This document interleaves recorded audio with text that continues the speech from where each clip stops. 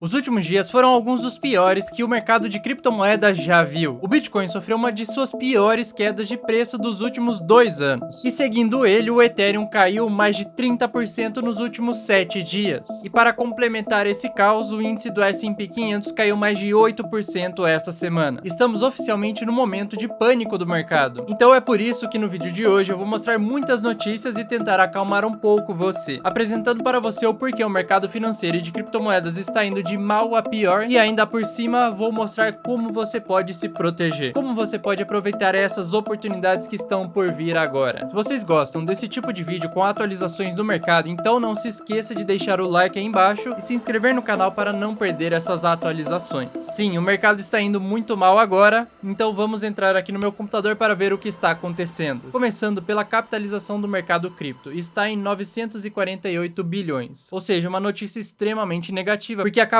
de perder o $1 trilhão nesse mercado. Para você ter noção desse impacto, alguns meses atrás estávamos a 3 trilhões em capitalização, que foi neste período de 8/11/2021, ou seja, 7 meses atrás. Uma queda gigantesca durante este período. Olha só, com essa queda estamos no mesmo patamar de 2020, ou seja, de 2 anos atrás. E é claro que isso se reflete no índice de medo e ganância das criptomoedas, que estamos em 8 pontos, ou seja, uma das menores pontuações deste ano. Lembrando que quanto menor a pontuação, mais medroso o mercado está, e quanto maior, mais otimista. Agora, olhando as principais criptos do mercado, o Bitcoin já está com uma queda de 2,5% nas últimas 24 horas e com um preço de $22.690. Nos últimos 7 dias ele perdeu 24% do seu valor. O Ethereum nas últimas 24 horas está ganhando 1,65%, mas nos últimos 7 dias ele já perdeu quase 30% do seu valor. Está a $1.250. As outras criptomoedas também perderam bastante valor nos últimos dias. Olha só, a Cardano já perdeu 18% nesses 7 dias, XRP 18%, Solana 20%, a criptomoeda meme Dogecoin nem se fala, 30%. Então essa é a realidade do mercado atual. Algumas altcoins estão ganhando valor nas últimas 24 horas, como é o caso da Cardano, mas não se deixe enganar porque elas ainda podem perder muito mais valor ao longo desse ano. Então, calma. Agora olhando para as maiores perdas das últimas 24 horas, foi a Monero com 12%, Tron com 7,5%, a Clay, a FTX, que é da Exchange de criptomoedas, e nos últimos 7 dias essas foram as moedas que mais perderam valor. Olha a Bitcoin aqui de novo. Agora vamos olhar para o price action do Bitcoin. Agora, ele está sendo negociado a $22.572, e essa é uma região importante porque ele possui um forte suporte aqui. Ele chegou a perder temporariamente no dia de hoje, como podemos ver, ele bateu $20 mil, só que ele já voltou rapidamente para esse preço. Por enquanto, ele está numa barra de indefinição. E esse é um preço que ele bate pela primeira vez desde dezembro de 2020. Ou seja, comprar Bitcoin agora é o mesmo do que comprar há quase 2 anos atrás. Mas continuando, vamos olhar para o índice do RSI. Ele está nessa região de sobrevenda e isso significa que o preço está